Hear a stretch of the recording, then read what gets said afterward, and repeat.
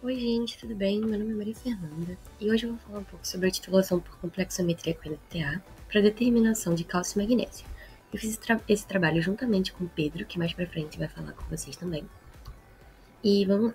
Começando, eu vou explicar um pouco o que é a titulação complexométrica. É uma técnica dentro da volumetria na qual uma substância titulante é usada para complexar um analito, que muitas vezes é um metal, formando um complexo colorido para indicar o ponto final da titulação com o auxílio de um indicador. Esse indicador normalmente vai ser um indicador chamado metalocrômico. O EDTA, que é o ácido etileno diamino tetracético, é muito usado em química analítica para complexar os metais, porque as mais importantes titulações complexométricas são aquelas envolvendo ligantes multidentados, que vão formar obedecer, né, uma proporção de 1 para 1 entre o metal e o ligante. O procedimento experimental será a determinação de cálcio e magnésio em uma amostra através da complexação dos metais com a titulação de solução de EDTA para calcular a concentração de a quantidade que tem dentro dessa amostra. Esses foram alguns dos materiais utilizados, né? A amostra com mistura, um tampão, porque a gente numa titulação com EDTA é melhor ser feita em meio alcalino. Então é importante que o pH durante a titulação se mantenha constante. A gente vai usar o próprio EDTA, uma solução de hidróxido de sódio, ali tem uma pipeta volumétrica também, e os indicadores, negrodiereocromo T e Calcom. Mas mais pra frente, assim, enquanto eu estou explicando, eu vou falar sobre cada um deles conforme a gente for utilizando.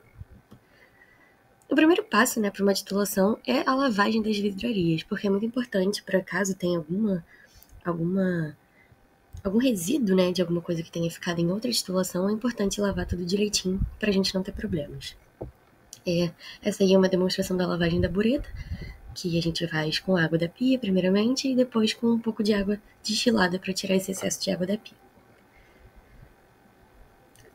Vamos lá. O passo 2, né? Rinsagem e preparo da bureta. Quando a gente vai fazer uma titulação, a gente precisa rinsar ela com o nosso titulante. E aí essa etapa aí tá mostrando direitinho como que é essa rinsagem. Primeiro a gente vai colocar um pouco do titulante, rodar a bureta de forma que todo o titulante pegue em toda a bureta para fazer essa lavagem, né, digamos assim. E o preparo da bureta a gente tem que tirar qualquer bolha para não interferir na nossa titulação. Acaba sendo um volume maior do que a gente precisa, ou menor, dependendo de como que a gente vai preparar essa bureta. Então é muito importante essa etapa de preparação da bureta.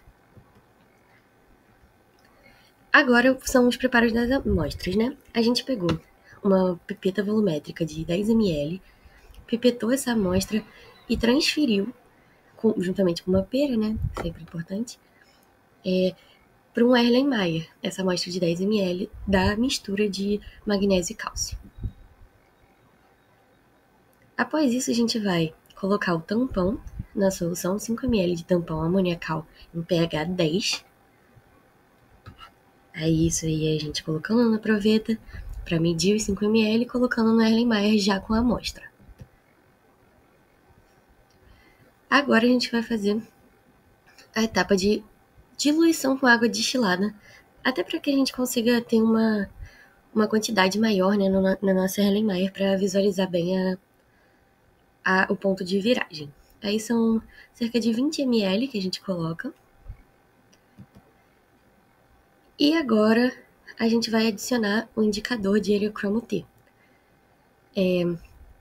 É um indicador que a gente tem que colocar bem pouco. O negro de heliocromo T vai fazer com que a solução fique levemente rosada ou avermelhada. E é bem pouquinho mesmo, pouquíssimos cristais.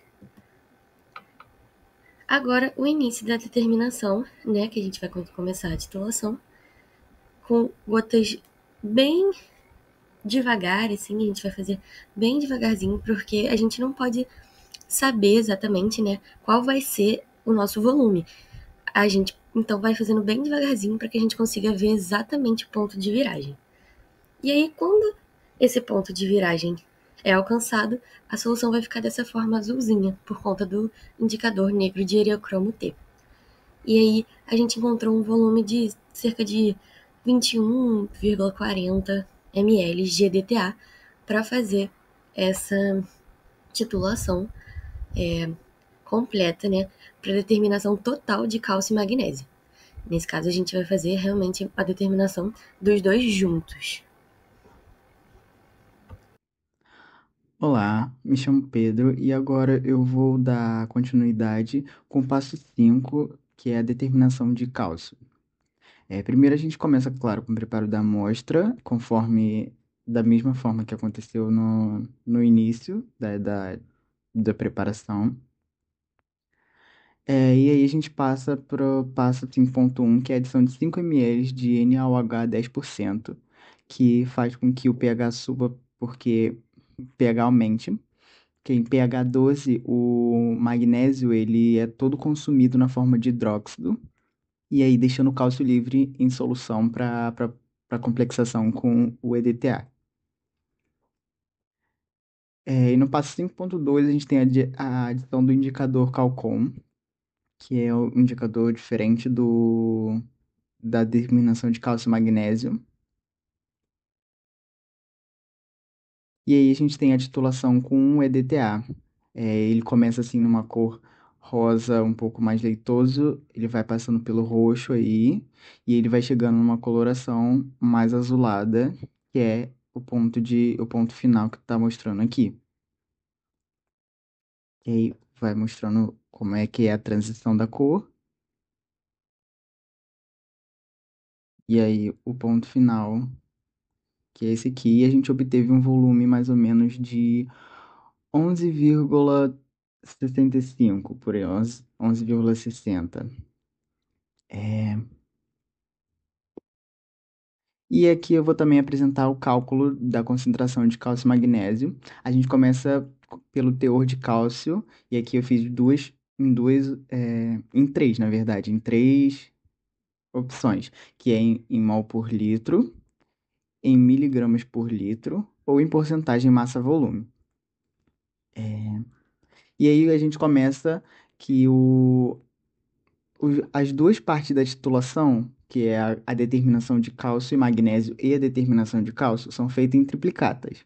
São três, você vai realizar três vezes a mesma titulação. E aí você vai anotar os valores e desses valores tirar a média de cada titulação, a de cálcio e magnésio e a de cálcio. E aí com isso a gente pode substituir e aplicar os valores. Aqui o volume é o volume de cálcio em pH 12, que foi a última que a gente fez, que foi a determinação só de cálcio. A concentração da EDTA, isso tudo sobre o volume da amostra, e o resultado vai dar em mol por litro.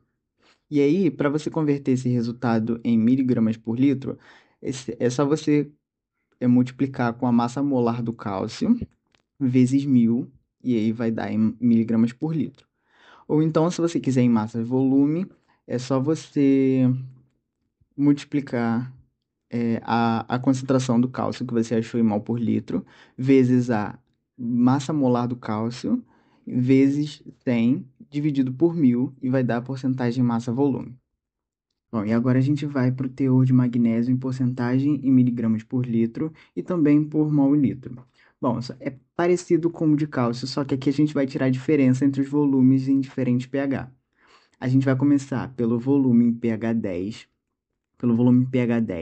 que foi o volume que a gente fez a titulação de magnésio e cálcio juntas, menos o volume do pH igual a 12, que foi o volume da titulação do cálcio, vezes a concentração do EDTA, vezes o volume, dividido pelo volume da amostra. Isso vai dar em mol por litro.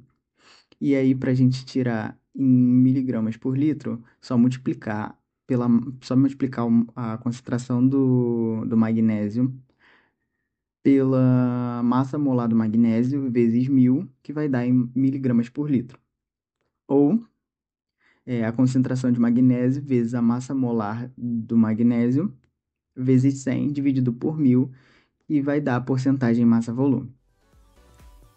Bom, eu e a Maria Fernanda somos alunos da UF e gostaríamos de agradecer pela atenção e espero que tenham gostado.